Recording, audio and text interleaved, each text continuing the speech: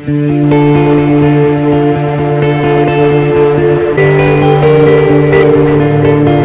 Neemuch today में आपका स्वागत है। आज के हमारे खास कार्यक्रम सुबह सवेरे में हम पहुंचे हैं मालू हाउस। जी हाँ, आदित्य सिंह मालू एक ऐसा नाम है जो कि राजनीति समाज सेवा के क्षेत्र में तो सक्रिय है ही, साथ ही विभिन्न पदों पर रहकर उन्होंने अनेक कार्य किए हैं। वर्तमान में वे एक सांसद प्रतिनिधि हैं और सांसद सुधीर गुप्ता के सहयोगी हैं और लगातार क्षेत्र में जो हम विकास के कार्य देखते हैं उनमें उनकी अहम भूमिका रहती है। यह बात अलग है कि वे पर्दे के पीछे की भूमिका निभाते हैं, सामने नहीं आते हैं। आज हमारे बीच वे सामने आए हैं और रूबरू हो रहे हैं आपसे। मालू जी, नीमच टुडे के खास कार्यक्रम सुबह सवेरे में आपका स्वागत है।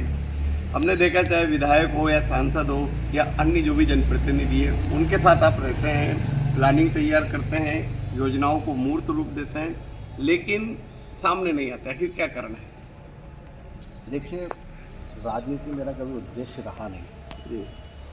तो राकेश भाई, मैंने हमेशा अपने आप को ये माना कि मैं भाजपा का एक कार्यकर्ता हूँ और भाजपा के कार्यकर्ता के रूप में ही मैंने अभी तक अपना दायित्व निर्वहन किया है। चाहे मैं सामाजिक संगठनों में रहा हूँ तो भी मैंने हमेशा अपने को एक सामान्य व्यक्ति के रूप में ही उसको आगे रखा है जी। कभी कोई उद्देश्य के लिए मैंने कोई काम नहीं किया जी। अच्छा, सुबह सवेरे का हमारा कंसेप्ट है, तो आपके दिन की शुरुआत कब होती है? कितने बजे उठ जाते हैं? वैसे मेरे उठने का समय तो 5:30 बजे का रहता है जी। इतनी जल्दी? जी, चाहे मैं रात में कितने भी बजे सोऊं, पर सुबह 5:30-6 बजे के बीच में मेरा उठना। क्या होता है? योग करते हैं, किताबें पढ़ते हैं, क्या करते हैं? नहीं, अभी इन दोनों तो वापस मैंने सुबह मॉर्निंग वॉक शुरू करा है। बाकी मेरे बचपन से आदत रही है कि भाई सुबह 5:30 बजे उठना ही रहता था और बचपन की ये मेरी आदत रही है। चाहे मैं कुछ भी नहीं करूँगा, पर नींद खुलती है तो खुलती है और उस समय फिर ऊपर घूमना रहता है नींद को। बाकी इसके अलावा ऐसा कोई विशेष नहीं है। और सुबह उठ के हमारा एक चाय कंपनी है, टी कंपनी, सुबह की मॉर्निंग थी, तो वहाँ बैठ के सभी विषयों के ऊपर चर्चा होती है। हमारे जो पुराने मेरे अजीज मित्र रहे हैं उन सबके साथ बैठ के। अच्छा, राजनीति के फील्ड की बात करें, राजनीति में आपकी सक्रियता नज़र आती है, लेकिन देखा गया है कि आप लाइमलाइट से बहुत दूर रहते हैं। देखिए, ऐसा नहीं है कि लाइमलाइट से दूर रहते हैं। अपने पास जो दायित्व रहता है उसका निर्वहन कितने बेहतर तरीके से अपन कर सकते हैं, वो ज़्यादा महत्वपूर्ण होता है। अभी तक मेरे को जो काम जहाँ जहाँ मिला है उसको मैंने अपनी पूर्ण निष्ठा के साथ, ईमानदारी के साथ किया है। और उसके लिए ज़रूरी नहीं है कि अखबारों के अंदर आप छपे जाएँ जी। तो इसलिए मेरा शुरू से मानना है कि अपना लक्ष्य अपने कार्य के प्रति होना चाहिए। आपको जो संगठन दायित्व देता है उसका अच्छी तरीके से निर्वहन हो। किन किन पदों पर रहते हैं? देखिए, मेरा वैसे कोई ज़्यादा ऐसा पहलू नहीं है कि मैं 2005 से भारत विकास परिषद के अंदर संस्थापक सदस्य रहा, नीमच की शाखा का। और सबसे पहले मैंने भारत विकास परिषद के अंदर ही अपना दायित्व निर्वहन किया। उसके अंदर सारे पद जितने हैं शाखा स्तर पे जितने होते हैं, सचिव है, सचिव रहा मैं। मुझे ध्यान है वो पंडित विजय शंकर मेहता जी का एक हनुमान के नाम कार्यक्रम का अरेंज किया था। जी, बिल्कुल सही कहा राकेश भाई आपने। मैंने जब मैं सचिव बना था और मेरे अध्यक्ष सुनील जी सिंहल थे, तो हमने एक प्रण लिया था कि यार हम जो भी अपने इस सत्र का शुभारंभ करेंगे तो वो राम के नाम से करेंगे। और किस्मत की ये बात है कि पंडित विजय शंकर जी मेहता, जिन्हें मैं पूर्व में भी जानता था, भास्कर में थे, तो उनसे मेरा संवाद हुआ और उन्होंने कहा कि बोले यार आप नीमच में हमारा एक कार्यक्रम करते हैं। तो ये हमारा सौभाग्य था कि उस कार्यक्रम को हमने सबसे पहले नीमच में पंडित विजय शंकर जी मेहता के माध्यम से एक शाम राम के नाम रखी थी। और बड़ा गर्व है मुझे कि उस कार्यक्रम में उस समय के कांग्रेस के थे, अब तो हमारे नेता हो गए हैं, रघुराज जी चौड़िया, जो उस समय के नगर पालिका अध्यक्ष थे, उन्होंने भी हमारा मुख्य अतिथि उस कार्यक्रम में बनना स्वीकार किया था। जो हमारे लिए एक उपलब्धि थी कि उस समय कांग्रेस के किसी व्यक्ति के द्वारा हमारी संस्था के रूप में अतिथि के रूप में आकर हमें अनुग्रहित करवा। जी। भाजपा में कभी किसी पद पर है? जी हाँ, मैं भाजपा में रहा। मैं 2 बार भाजपा का सांस्कृतिक प्रकोष्ठ का जिला संयोजक रहा। करीब 6 साल तक मैं उस दायित्व को निर्वहन किया। और पिछले हेमंत जी हरित, जो हमारे जिला अध्यक्ष रहे हैं, उनके समय में मेरे को कार्यालय मंत्री IT के क्षेत्र में बनाया गया था। जी। अच्छा, लंबे समय तक विधायक जी के साथ भी रहा। इन दिनों विधायक जी के साथ आपकी भूमिका कम नजर आती है? नहीं, ऐसा नहीं है। विधायक जी की व्यस्तता और ज़्यादा हो गई है कि उस अनुरूप मैं अपना समय उनके नहीं दे पा रहा हूँ। बाकी ऐसा नहीं है, जहाँ जहाँ विधायक जी का फ़ोन आता है या जहाँ जहाँ विधायक जी को मेरी आवश्यकता लगती है, मैं सदैव उनके साथ था, हूँ और रहूँगा। सांसद महोदय की जो नीतियाँ हैं उनको इम्प्लीमेंट करने का काम भी आप करते हैं। सांसद प्रतिनिधि एक अहम पद होता है, उसको निभा रहे हैं। जिस तरह से सांसद महोदय को लेके आरोप लगाए जाते हैं कि उनको पहले भारी बताया जाता है, दूसरा उन नीमच के साथ भेदभाव का आरोप लगाया जाता है, क्या कहेंगे इस पर? देखिए एक ये मिथ्या बात है, जिसे कि 2-3-4 जने इस क्षेत्र के अंदर फैलाते रहते हैं, उससे होता कुछ नहीं है। आप देखिए 2014 से लेकर 2024 के चुनाव तक हर बार नीमच की जनता ने उनको अत्यधिक वोटों से जिताया। तो जनता का पैमाना महत्वपूर्ण होता है। कोई व्यक्ति क्या कहता है उसका कोई मतलब नहीं रहता है। हर व्यक्ति अपनी अपनी बात कहता है, कोई किस कुंठा से कहता है तो ये उसकी नीमच के पूर्व विधायक है डॉक्टर जाजू, जिनका टारगेट ही सांसद रहता है। वे हर कोई सा मुद्दा उठा के सांसद पर आरोप लगाते हैं और सबसे ज़्यादा एलिगेशन ही वे लगाते हैं। देखिए डॉक्टर जाजू साहब हमारे क्षेत्र के एक प्रतिष्ठित जनप्रतिनिधि रहे हैं, पर दुर्भाग्य रहे कि उनके काम ऐसे रहे कि उनको दूसरी बार इस क्षेत्र की जनता ने कभी पसंद नहीं किया। अब वो क्या कहते हैं उससे कोई फ़र्क नहीं पड़ता है। अगर उनकी बातों में इतना दम होता है तो निश्चित रूप से वो आने वाले समय में हमारे कई सालों तक इस क्षेत्र की सेवा करते, पर जनता ने उनको नकार दिया। तो एक बार 5 साल का उनका कार्यकाल देखा और आज 30-40 साल से उनको अपनी राजनीति से दूर कर रखा है, इसलिए उसमें ज़्यादा नहीं जाना। अब चूँकि विपक्ष के नेता हैं, अब वो पार्टी में है कि नहीं है, उनको मानते हैं कि नहीं मानते हैं, वो एक अलग विषय है कि कांग्रेस पार्टी उनको किस रूप में लेती है। लेकिन फ़िलहाल कांग्रेस पार्टी की दयनीय स्थिति ये है कि आप देखिए कि 2-3 जने ही उसका संचालन करते हैं और एक अखबार में खबरों के रूप में।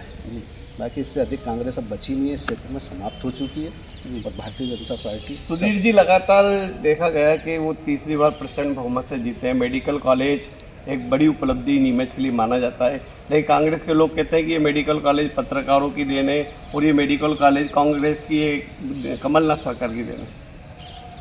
देखिए अपन ये नहीं कह सकते हैं कि केवल कांग्रेस की देन है, इसके लिए सामूहिक प्रयास हुए हैं। और चूंकि नीमच और मंदसौर दोनों बहुत नज़दीकी ज़िले रहे हैं, तो कई बार इसके अंदर फ़र्क तो पड़ता है कि जहां मंदसौर क्षेत्र में हम देखते हैं कि 4 विधानसभाएं होती है, तो कोई भी लोकहित की जो योजनाएं आती है उसमें सबसे पहले ये देखा जाता है कि उसको अधिक से अधिक लोगों को कहाँ उसका बेनिफिट मिलता है। तो सर्वप्रथम उसमें मंदसौर का नाम आता है और उसके बाद सेकंड में नीमच आता है। लेकिन इसका मतलब ये नहीं होता कि नीमच में कोई चीज़ कभी आएगी नहीं, हमेशा आई थी, आई है और आती रहेगी। ये आप निश्चित रहेगी। केवल एक राजनीति में अपनी प्रतिष्ठा को बढ़ाने के लिए लोग कुछ भी आरोप लगा देते हैं कि एक सांसद लेवल के ऊपर व्यक्ति को आरोप लगाते हैं, तो वो सोचते हैं इससे हमारा ग्राफ बढ़ता है। पर जनता सब समझती है। जनता ने अब की बार 68,500 वोटों से नीमच से उनको जिताया है। आप सोच सकते हैं कि इस तरह की कुछ जो आरोप लगे हैं वो दुर्भावनावश लगे हुए हैं, वो राजनीति से प्रेरित है, बाकी उसका धरातल पे कोई आधार नहीं है। जी, सुधीर गुप्ता जी ने अफीम पट्टों के लिए भी काफ़ी प्रयास किए। कल हमारी कांग्रेस के नेता हैं तरुण वाइती से बात हो रही थी, वो बोल रहे थे कि ना चूँकि अफीम के पट्टे दिलाना कोई बड़ी बात नहीं है, चूँकि जो क्या है कि ना अगर संख्या बढ़ रही है तो आबादी भी बढ़ रही है, आबादी के साथ सरकार को अफीम चाहिए, इसलिए वो अफीम के पट्टे के लाइसेंस भी देने पड़ेंगे। देखिए तरुण भाई अभी संघर्ष कर रहे हैं अपनी स्थिति को लेकर कांग्रेस में, उनको सीरियसली कोई ले नहीं रहा है। वो इतनी जवाबदारी से मेहनत से काम करते हैं और अंत में टिकट दूसरे को दे दिया जाता है, तो वो लगे हुए हैं, वो कुछ भी कहते रहते हैं। उसका कोई बहुत, राकेश भाई, कोई आधार नहीं है इन चीज़ों का। आप खुद देखिए कि अगर उनके सांसद के लिए इतना ईजी होता तो वो पट्टे कटवाती क्यों? उन्होंने तो जो 30-40 हज़ार पट्टे थे उसको कटवा के केवल 13-14 हज़ार पट्टे रख दिए थे 2014 के अंदर आते आते। आज सुधीर जी गुप्ता की ये बहुत बड़ी उपलब्धि है कि जितनी अफीम की वो थी अपनी परेशानियाँ, उन सब किसानों की परेशानियों को उन्होंने साल दर साल कम करते गए। आज जब मैं बैठक में देखता हूँ, कई बार उनके साथ जाना होता है, मेरा अफीम नीति को लेकर जो बैठ के बनती है या पहले से विचार होता है, तो देखता हूँ कि किसानों के पास कोई मुद्दा रहता नहीं है। जो सांसद जी कहते हैं वही एक मुद्दा बन जाता है और उसी को वो हल करके लाते हैं। एक बड़ा इशू हर बार ये रहता है कि अफीम नीति में अफीम का मूल्य घोषित नहीं होता, और किसानों की डिमांड भी ये रही है कि कम से कम अफीम नीति में अफीम का मूल्य घोषित हो, क्योंकि किसान क्या है कि चाहता है कि अफीम का रेट अगर उसको ज़्यादा मिलेगा तो वो अफीम की ब्लैक मार्केटिंग नहीं होगी। नहीं, देखिए जब महंगाई बढ़ रही है, लागत बढ़ रही है, तो निश्चित रूप से अफीम के मामले के अंदर तो तफ्तीश होनी चाहिए, लेकिन उसके लिए तर्कसंगत काम होता है, कहने से कुछ भी नहीं होता है। उसको धरातल के ऊपर देखना पड़ता है कि इसके क्या लाभ है, क्या हानि है, कहाँ इसका फ़ायदा है, कहाँ नुकसान है। तो सब इन चीज़ों का मूल्यांकन होता है। यहाँ केवल अपनी राजनीति के लिए हम कुछ भी कह देते हैं, किसानों को बरगला दें, तो उससे कुछ नहीं होगा। किसान अब इस चीज़ को नहीं मानता, वो मानता है कि मोदी सरकार के अंदर सांसद सुधीर गुप्ता के द्वारा जो प्रयास अफीम की खेती के लिए किए जा रहे हैं वो सर्वश्रेष्ठ हैं आज़ादी के बाद से आज तक। जी जी। अच्छा, सुधीर जी की ही बात करके हमने देखा कि रेलवे स्टेशन का डेवलपमेंट हो रहा है, साथ ही हमारे यहाँ पे जो नीमच जंक्शन बन रहा है, डबल लाइन का काम लगभग कंप्लीट हो गया है, और इधर बड़ी सादड़ी से भी जुड़ रहे हैं, गांधी सागर को भी जोड़ने की कहीं ना कहीं प्लानिंग चल रही है। उसके बावजूद भी नीमच के साथ भेदभाव का आरोप लगता है कि लोको सेट चला गया, एनसीसी ऑफिस चला गया, और नीमच को के साथ न्याय नहीं हो रहा है। देखिए, सांसद जी का जो काम है वो पहले दिखता नहीं है, लेकिन जब उनका काम संपन्न होता है उसके बाद नज़र आता है कि उन्होंने क्या काम करा। जहाँ तक अभी आपने अफीम के पट्टे की बात की, मीनाक्षी नटराजन जी के टाइम बताऊँ, आप देखिए 13-14 हज़ार कोई पट्टे रह गए थे, आज वो 1.25 लाख के करीब पट्टे मिल चुके हैं इस क्षेत्र के किसानों को। तो कितनी बड़ी आर्थिक संपन्नता की बात होगी कि इस क्षेत्र में इतने पट्टे हमें मिले हैं, इतने किसानों को अपना रोजगार मिला है। दूसरी बात आते हैं अपने शिक्षा के क्षेत्र में बताना है। आज सेंट्रल स्कूल आप चलिए झंझरवाड़ा जो अपना इंडस्ट्रियल एरिया उसके पास में हवाई पट्टी के पास में 26 करोड़ का सेंट्रल स्कूल बना है, जिसकी ओर किसी का ध्यान नहीं गया था। आज उस सेंट्रल स्कूल में कम से कम 1000 बच्चे आने वाले समय में पढ़ेंगे जी। तो ये एक शिक्षा के क्षेत्र में उनके द्वारा स्थापित किया गया एक मापदंड है कि आज तक कोई दूसरा सेंट्रल स्कूल नहीं हो पाया। सेंट्रल स्कूल था वो सीआरपी का था, लेकिन किसी का ध्यान इस क्षेत्र में गया नहीं। और मीनाक्षी नटराजन तो राजीव गांधी की नज़दीकी थी, राहुल गांधी जी की कोर टीम में थी, कभी उनने इस तरफ प्रयास क्यों नहीं किए। जी जी। अच्छा, अब आप फिर आपसे आते हैं कि आपने करीब लगभग 20 साल से समाज सेवा और राजनीति से जुड़े हुए हैं, कभी कोई चुनाव नहीं लड़ा, ना पार्षद का, ना पंचायत में, ना कहीं लड़ना नहीं चाहते थे, पार्टी ने अवसर नहीं दिया, या अन्य कोई कारण है? राकेश भाई देखिए, एक बात आज मैं आपको एक चीज़ बता देना चाहता हूँ। 2008 के चुनाव के अंदर जो नगर पालिका के चुनाव हुए थे, उस दौर में मेरे पास हेमंत जी हरी का कम से कम 25 बार फ़ोन आया था कि आप खुद चुनाव लड़ें या अपनी पत्नी को, भाभी जी को चुनाव लड़ाएं। तो मैंने उनसे स्पष्ट कहा था कि यार देखो, मैं इन चुनाव की राजनीति के लिए नहीं आया हूँ, मैं एक कार्यकर्ता के रूप में भारतीय जनता पार्टी में अपना काम करना चाहता हूँ। और आज दिनांक तक मैंने कभी किसी नेता से किसी पद के लिए या किसी जनप्रतिनिधि बनने के लिए कभी आवेदन या निवेदन नहीं किया। तो भविष्य में क्या चुनाव लड़ने की इच्छा है? अभी तो ईश्वर के ऊपर है। कहते हैं कि चुनाव बिना राजनीति नहीं होती है, और आप 20 साल से कोई चुनाव नहीं लड़े, आने वाले समय में अपना राजनीतिक भविष्य कहाँ देखते हैं?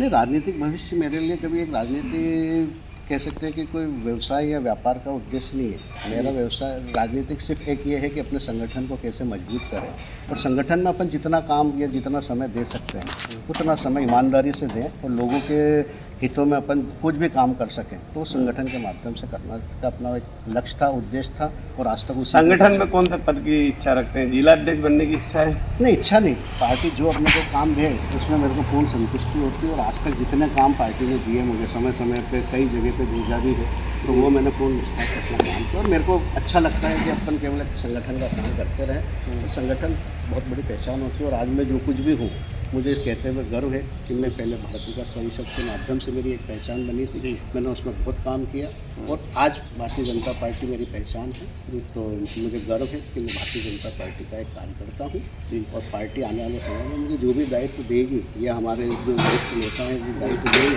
उसको पूर्ण निष्ठा ईमानदारी के साथ अपन उसको निभाएंगे। ऐसा भी देखा गया है कि भाजपा जिला अध्यक्ष का एक अलग खेमा है, पूर्व नगर पालिका अध्यक्ष शक्तिनगर का एक अलग खेमा है, विधायक जी का एक अलग खेमा है। समय समय पे ये खेमे टकराते रहते हैं, और जो स्थिति कांग्रेस में गुटबाजी की नज़र आती थी वही अब बीजेपी में कहीं नज़र आती है। नहीं, ये बिल्कुल गलत आरोप है। भाजपा एक परिवार की तरह काम करती है, परिवार में सबके अपने अपने दायित्व होते हैं। तो जिलाध्यक्ष जी का अपना दायित्व है, तो वो अपना दायित्व निभाते हैं। विधायक जी की अपनी भूमिका है, तो वो सत्ता पक्ष की ओर से अपने काम करते हैं। अब उसको आप ये माने कि यार ये अलग है और वो अलग है, तो ऐसा नहीं है। ये विभिन्न नदियों के द्वारा किया हुआ काम एक समुद्र के अंदर मिलता है, उसी तरह ये सब अपने अपने क्षेत्र में काम करते हैं। भाजपा की सरकार और संगठन को मजबूत करते हैं। जी जी, ऐसा भी कहा जाता है कि अलग अलग भाजपा है, संतोष जी के अलग भाजपा, विधायक जी के अलग भाजपा, जिलाध्यक्ष जी के अलग भाजपा। नहीं, भाजपा एक ही है, भारतीय जनता पार्टी के सब ये कार्यकर्ता हैं और मैं सहित इसमें समाहित हूँ और हम सब मिलकर भाजपा को मजबूत करने का काम करें। और देख लीजिए, अब तो चुनाव देखिए, अंत में ये होता है कि आप कितना भी कुछ कहेंगे, आखिर में परिणाम बहुत महत्वपूर्ण होता है और परिणाम कौन देती है? जनता। तो जनता ने आज तक 2003 के बाद विधायक जी को सबसे ज़्यादा वोटों से जिताया, 27,000 वोटों के करीब। तो ये बहुत बड़ी उपलब्धि। अच्छा, राजनीति में भी आप कौन सी फील्ड में ज़्यादा रुचि रखते हैं? जैसे कि कृषि उपज मंडी वाले क्षेत्र में, या अपने प्रशासनिक वाले क्षेत्र में, या नगरीय निकाय वाले क्षेत्र में, किस क्षेत्र में आप ज़्यादा रुचि? देखिए, मैं तो मानवता के क्षेत्र में काम करता हूँ। जो मेरे कार्यकर्ता और मेरी जनता इस क्षेत्र की जो मुझसे अपेक्षा करती है, मुझसे आवेदन निवेदन करती है, उनको पूर्ण रूप से काम करने के लिए तत्पर रहता हूँ। उनकी समस्या को हल करना चाहता हूँ और प्रयास करता हूँ। अब कितनी सफलताएँ मिलती है ये अलग विषय होता है। सांसद जी सांसद सेवा केंद्र मंदसौर में चलाते हैं, ऐसी वो प्लानिंग है नीमच में? नहीं, नीमच में चल ही रहा है।